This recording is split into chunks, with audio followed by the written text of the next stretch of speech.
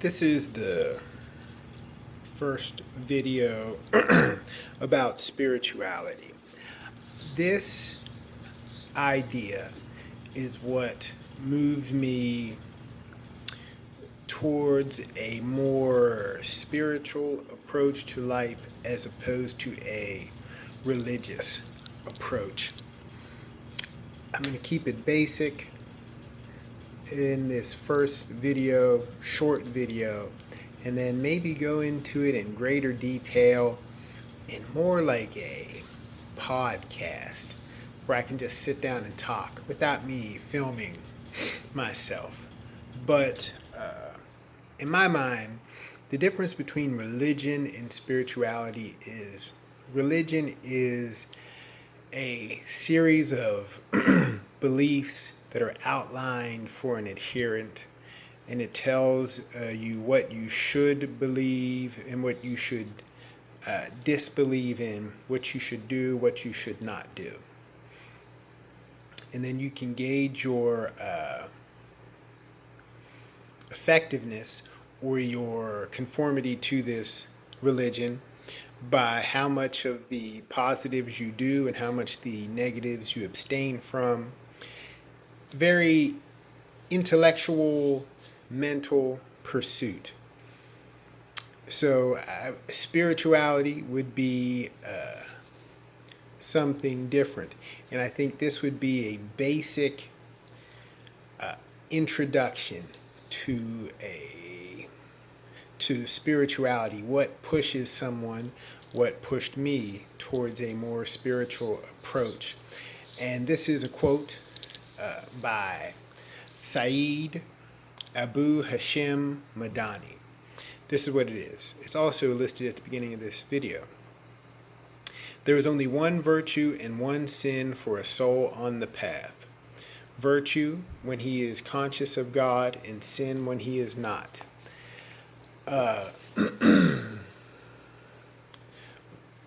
Why thoughts like that became so important to me were because of inconsistencies that I noticed within my life and within the surrounding religious community that I was involved in, Christianity.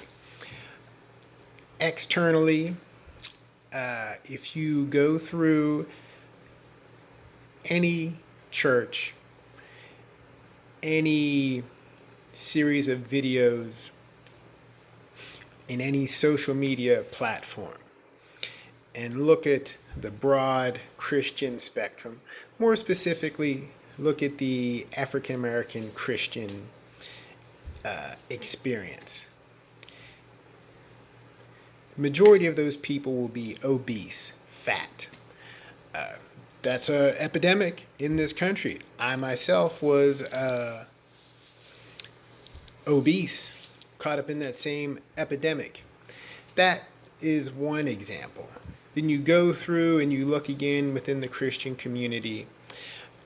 The high rate of divorce. At one time, divorce rates were higher within the Christian community than they were with non-Christian individuals. The heart disease, diabetes, all of these other diet-based health gauges or benchmarks are identical or worse inside of the Christian community. Some of these same things are true within Islam, Judaism, what have you. The point being, I noticed within my own personal life too, there was a disconnect between what I said I believed versus what I lived. Some of that is due to a lack of information, and growth is slow where you can acclimate to your new beliefs and incorporate your new understandings into your life. That's all good and well. However, there's a flip side to it. I noticed, and a lot of other people will notice this too, whatever you say your beliefs are, you'll go through life, you acknowledge some belief in God, some expression of faith in some divinity. And yet there are those moments in your life where you act in ways that are absolutely contrary to your beliefs. It's as if this idea that you had of God in your mind, it just becomes absolutely absent from you, and then you do the exact opposite of what you say you believe. As if you've forgotten everything you've ever said or believed or professed as far as God is concerned. I noticed that within my own life. Some knee-jerk reaction where you just do the exact opposite of what you confess to believe. As if all these ideas of God in your mind, all these wonderful conversion experiences and emotions and feelings and spiritual insights have just absolutely gone from you. You forget about God, essentially. So, to confront that strange phenomenon where you try to bring harmony between what you believe and have felt inside of you. You try and bring harmony between your emotions, your thoughts, and your external reality, your actions. That's when the spiritual path begins. That's what people talk about as spirituality. You're just not mentally affirming everything that your religion or your denomination says is right, and then disavowing everything that your religion or denomination says is wrong. But you're seeking to live and express in a continuous way these deep-seated beliefs and feelings, to give expression to the good, the righteous, the wholesome, the loving, the caring. Very difficult to do, but I think that's the division line. And I think that quote is indicative of what a lot of people are trying to express when they deal with spirituality.